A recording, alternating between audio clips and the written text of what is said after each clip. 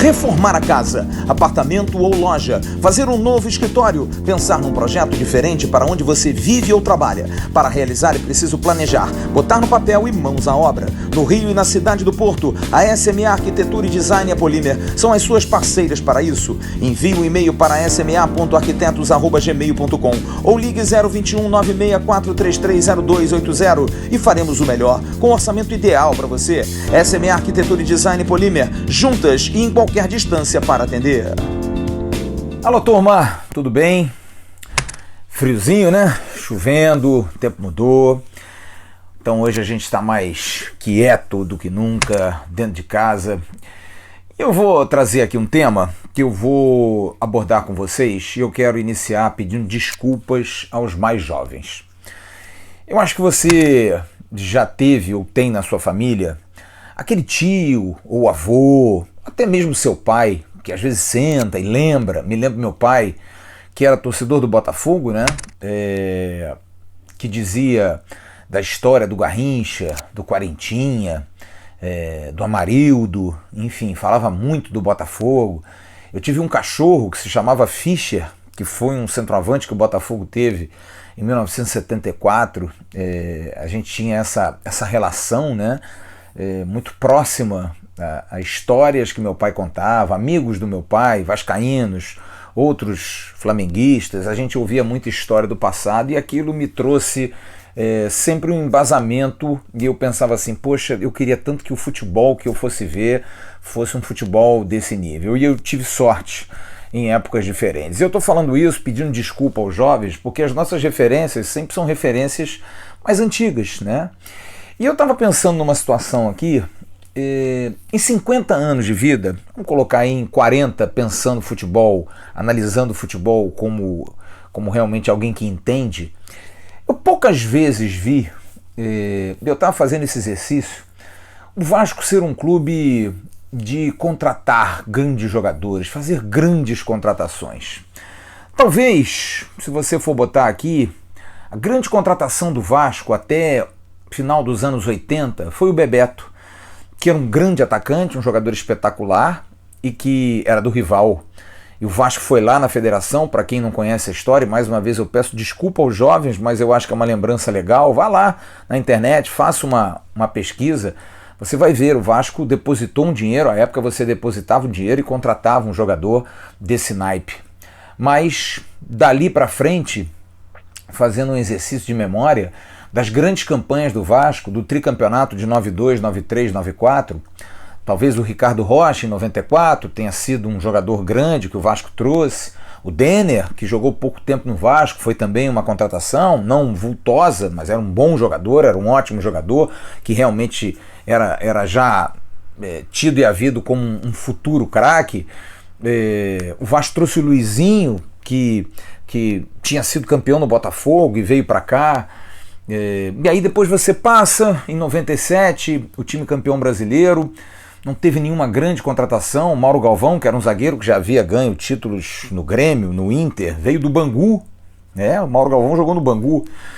Você teve ali o Valber, que era um polivalente, o Evair, que tinha sido campeão brasileiro pelo Palmeiras, podia ser considerado um grande jogador. Aí em 97 veio o Donizete, que era um ótimo jogador, que havia sido contratado depois de ter feito ótima campanha e campeão brasileiro pelo Botafogo em 95. O Luizão também, que já havia rodado um pouquinho, tinha vindo da origem ali do Guarani. Mas, assim, contratação de impacto, jogador assim espetacular, só mesmo em 2000, quando o então presidente Eurico Miranda, naquele arrobo de fazer times no projeto olímpico, resolveu contratar vários jogadores. E aí tinha Edmundo, tinha Romário, contratou Júnior Baiano, trouxe Gilberto, trouxe Jorginho, contratou muito, fez um time de estrelas, jogadores que tinham um grande nome. E que acabou ganhando a Mercosul, mas não ganhou, por exemplo, o Mundial Interclubes. Ganhou a João Avelange, é verdade, mas não ganhou o Mundial Interclubes, que foi, aliás, a grande intenção quando se fez esse time. Mas ganhou 2 títulos de expressão, com certeza, mas talvez tenha sido ali, porque de 2000 para cá, nos últimos 20 anos, qual grande contratação que o Vasco fez. O time campeão de 2011 da Copa do Brasil teve Diego Souza, Alexandro, que não eram jogadores assim de grande porte, jogadores para parar, para fechar aeroporto. E eu estou fazendo esse exercício porque a gente cobra muito, e principalmente a nova geração, você jovem, talvez até por conta disso tudo, da facilidade que hoje se tem de ver o futebol lá fora, porque muitos de vocês cresceram vestindo a camisa do Barcelona, vestindo a camisa do Real Madrid. A gente vê filhos hoje de amigos e de pessoas próximas que torcem muito por clubes lá de fora, que às vezes, quando tem uma condição financeira, viajam para ver final da Champions League, né? E às vezes tem uma atração maior do que o próprio futebol brasileiro, e é normal quando a gente vê o futebol brasileiro tão mal gerido, né? E de repente você vê os ídolos lá fora. As crianças têm muito mais ídolos, porque os brasileiros também saem muito cedo daqui para jogar lá fora, mas os ídolos são muito mais os estrangeiros. E por que eu estou colocando isso? Porque eu acho que a gente se ilude muito com a ideia de grandes contratações, contratações de peso, contratações internacionais, contratações nacionais, saindo de um grande clube para o outro. Os tempos mudaram, gente.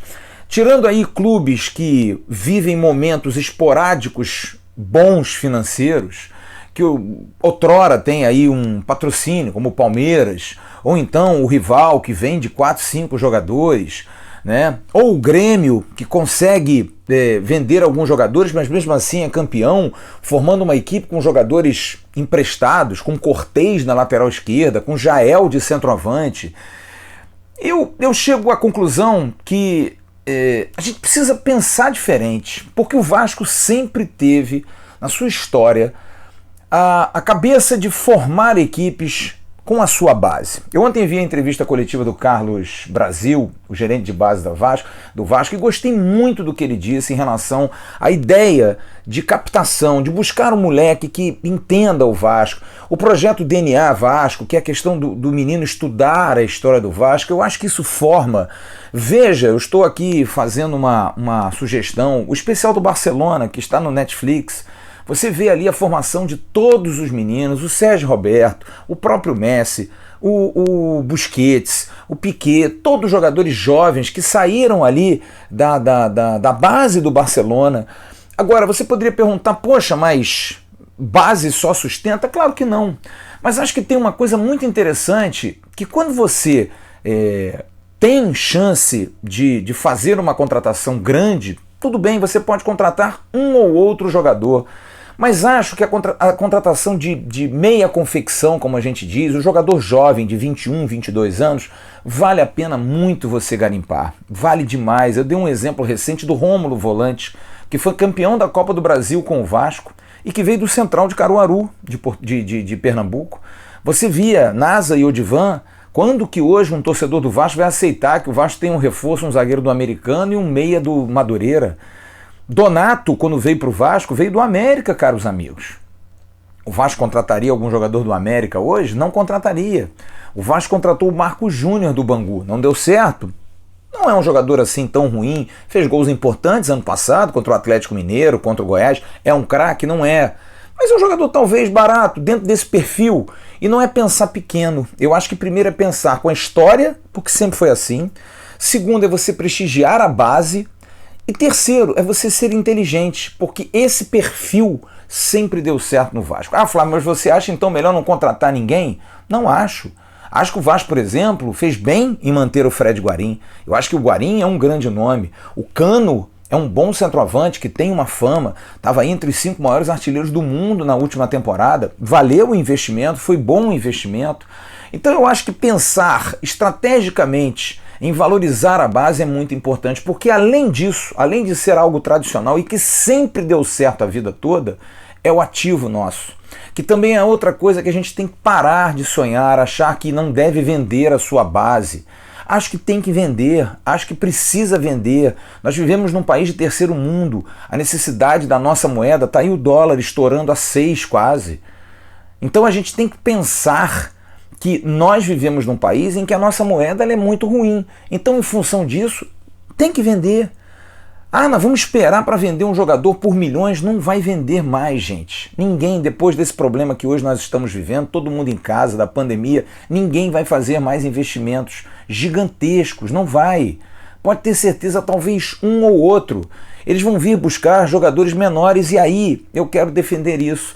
Contratar jogadores de meia confecção, buscar no Brasil que existem clubes que revelam muitos jogadores assim, talentosos. Pode dar certo, pode dar errado, perfeito, é da bola, mas são jogadores que normalmente no Vasco se dão muito bem, jogadores revelação. Então eu vi ontem o Carlos Brasil falando de jogadores que eles tentaram contratar e contrataram dois de uma equipe que jogou contra o Vasco, me falha a memória, acho que é Itapirense, jogadores que jogam a Copa São Paulo de juniores. Esse é o investimento. Acho fundamental isso, porque são jogadores de 16, 17 anos que daqui a 1, 2 anos podem dar frutos. Assim veio o Sorato de Araras para o Vasco da Gama, o artilheiro que deu o título de 89. Você tem vários exemplos de jogadores que vieram de meia confecção, acabei de falar do Rômulo, e acho que isso é fundamental. Então, para o jovem, não estou cortando o seu barato e a sua ilusão, não. Acho que você sonha em ter grandes nomes, em jogadores estratosféricos, que nem existem mais, gente. É muito mais marketing às vezes do que realmente o nome, mas tudo bem, se você conseguir trazer, digamos aí, um jogador do River Plate, um jogador do Boca Juniors, ótimo, realmente são nomes, porque da Europa só os repatriados, que às vezes na dúvida se são bons ou não, se são jogadores que vão dar certo ou não, porque às vezes estão cansados, às vezes vêm aqui só para ganhar dinheiro mesmo, na grande maioria das vezes é assim. Mas se você não conseguir contratar o grande jogador do River, o grande jogador do Boca, ou um grande jogador que esteja em Portugal, vamos buscar a meia confecção e vamos apostar na nossa base, porque você ganha 2 vezes. Isso é fundamental. Então, eu não quero tirar de maneira nenhuma o tesão de vocês por pensar em grandes jogadores, em jogadores internacionais, mas pensem nisso, na tradição que nós temos, na história que nós temos, sempre deu certo assim, sempre, a vida toda do Vasco foi assim. E lembrem, contratações gigantescas que o Vasco fez nos últimos 40 anos, bota aqui embaixo. Sincero e honestamente, vai ser difícil colocar 5 nesse período todo. O Vasco sempre apostou na meia confecção, nas suas categorias de base e na sua tradição para conseguir vencer com esses times assim. Eventualmente uma peça maior ou outra, e eu acho sincero e honestamente que até por tudo que o mundo está rolando agora, é o caminho certo. Não vai contratar mais ninguém gigante? Sem dinheiro não dá, precisa ter criatividade. E olha, depois da pandemia, a criatividade vai ser fundamental para os clubes, porque os salários vão baixar, ninguém vai fazer mais grandes loucuras e vai ser necessário usar a cabeça para trabalhar a sua base, investir na base, valorizar os seus ativos e, acima de tudo, buscar jogadores baratos e que possam realmente ser bons. Isso não é pensar pequeno, gente. Isso é planejamento. Eu, pelo menos, tenho essa opinião. Um grande abraço para vocês. Logo mais a gente está no Avenews trazendo notícias do Vasco. Tchau, turma.